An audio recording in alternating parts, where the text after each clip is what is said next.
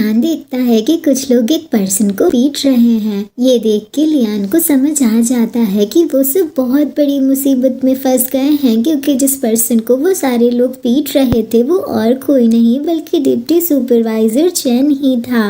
Lian उन लोगों के पास जाते हुए इंग्लिश में बोलता है, ये मेरा फ्रेंड है, इसे जाने दो, उसके बाद हम आगे की बात करते हैं। वो लोग चैन को सहारा देते हुए उठा के खड़ा करते हैं और फिर मॉकिंग स्माइल के साथ लियान को ही देखने लगते हैं। वो गोल्डन बालों वाला पर्सन भी लियान को ही देख रहा था। लियान भी कुछ कम नहीं था। वो उन लोगों को धमकी देते हुए कहता है, फोन मेरे पॉकेट में ही है, एक बटन दबाते ही तुरंत पुलिस को कॉल चली जाएगी। किसी फॉरेनर को लूटना बहुत बड़ी बात है, तुम सब बड़ी मुसीबत में फंसोगे। लियान की बात सुन के वो गोल्डन बालों वाला पर्सन जोर जोर से हंसने लगता है। उसे ऐसे हंसते हुए देख के तो लियान कंफ्यूज ही हो जाता है कि ये हंस क्यों रहा है। साथ ही साथ उसे अंदर से थोड़ा डर भी लग रहा था कि कल उन्हें अपनी कंट्री में वापस लौटना है और आज ये सब हो गया उनके साथ। लियान अभी ये सारी चीजें सोच ही रहा था कि तभी पीछे से किसी के कदमों की आवाज सुनाई देती है।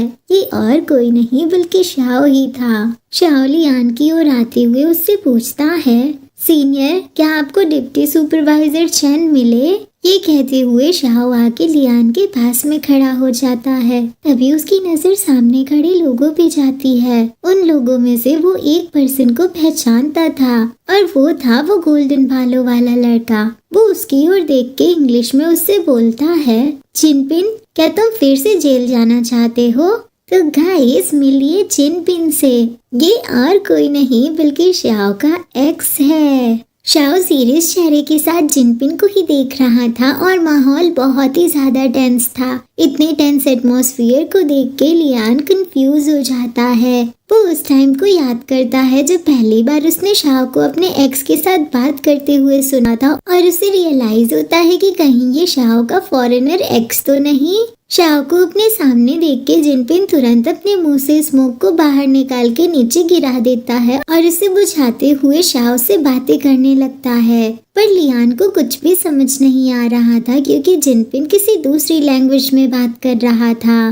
तभी शाओ उसकी बात का जवाब देते हुए इंग्लिश में उससे पूछता है, आखिर तुम मुझसे कितनी नफरत करते हो? क्या हर रात मेरी नींद खराब करना तुम्हारे लिए काफी नहीं है? शाओ की ये बात सुन के जिनपिन गुस्से में फिर से कुछ बोलता है, वो भी दूसरी लैंग्वेज में। और शाओ फिर से इंग्लिश में उसे जवाब देता है, मुझे ये भी पता है कि तुम पिछले कुछ दिनों से मुझ पे नजर रख रहे हो। शाओ की बातें सुन के तो लियान शॉक ही हो जाता है ये जानने के बाद कि उसका एक्स उस पे नजर रख रहा था। वहीं जिनपिन बहुत ही ज्यादा गुस्से में लग रहा था।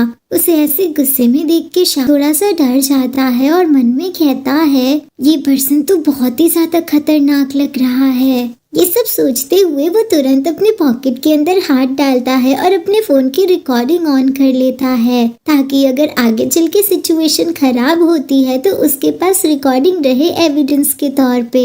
ये सारी चीजें अभी चल ही रही होती हैं कि तभी शाओ आगे जिनपिन की ओर बढ़ते हुए उससे पूछता है, क्या तुम्हें जेल से बाहर आए हुए 1 साल हो गए हैं? मुझे लगा था कि मैं तुमसे दोबारा कभी नहीं मिलूंगा। जिनपिन शाओ का कॉलर पकड़ के दूसरी लैंग्वेज में गुस्से में उससे कुछ कहता है, जिस पे शाओ इंग्लिश में जवाब देता है, हाँ तो अब तुम क्या करने वाले हो?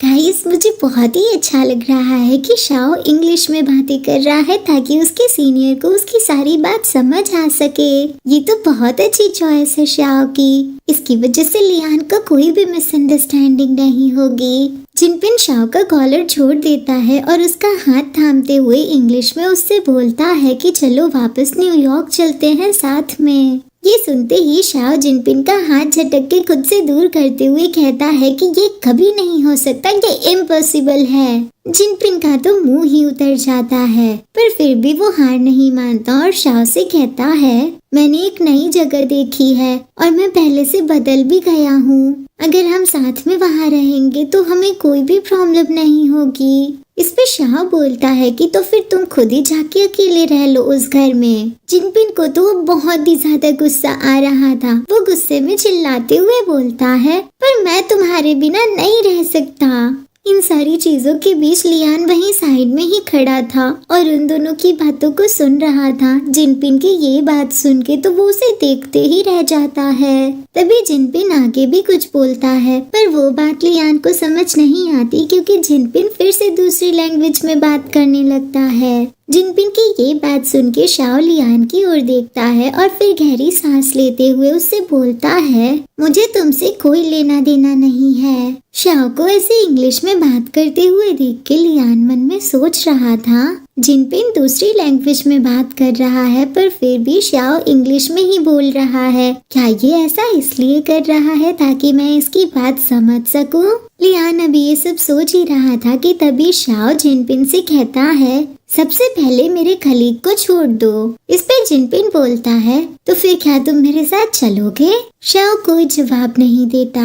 जिनपिन अपने आदमियों को इशारा करता है और उसके आदमी तुरंत चैन को छोड़ देते हैं, जिसकी वजह से चैन नीचे गिरने लगता है। शाओ तुरंत जाके उसे थामते हुए उन आदमियों से कहता है कि माफी मांगो, पर वो लोग माफी मांगने को तैयार ही नहीं थे। ये देख के शाओ बहुत ही ज्यादा गुस्से में दोबारा बोलता है कि माफी मांगो इससे।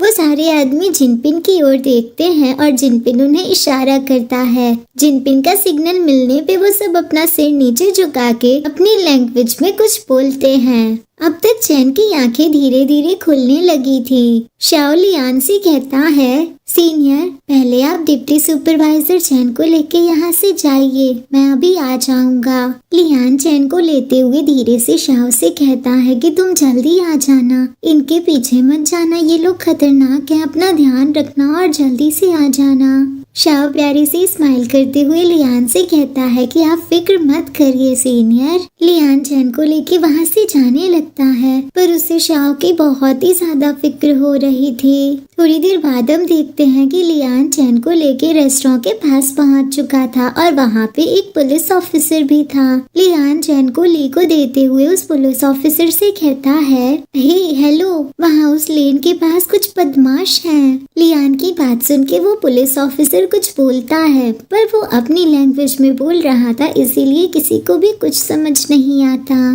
लियान को समझ नहीं आ रहा था कि अब वो क्या करे। वो थोड़ी देर तक वहीं खड़े होकर शाओ का वेट करता है, पर शाओ नहीं आता। लियान की नजरों के सामने शाओ का थोड़ी देर पहले वाला चेहरा नजर आता है, जब वो स्माइल करते हुए उससे बोल रहा था कि आप फिक्र मत करिए सीनियर। ये सब सोच के लियान दौड़ते दौड़ते वहाँ जाना शुरू कर देता है।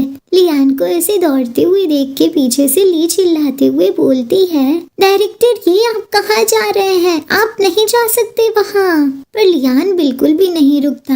उसे तो अपने शाओ की फिक्र सता रही थी। वो तो मन में यही सोच रहा था कि नहीं, बिल्कुल भी नहीं, मैं उसे ऐसी सिचुएशन में अकेले नहीं छोड़ सकता, उसे कुछ नहीं होना चाहिए। गाइस, आपको क्या लगता है, क्या लियान अपने शाओ को बचा पाएगा?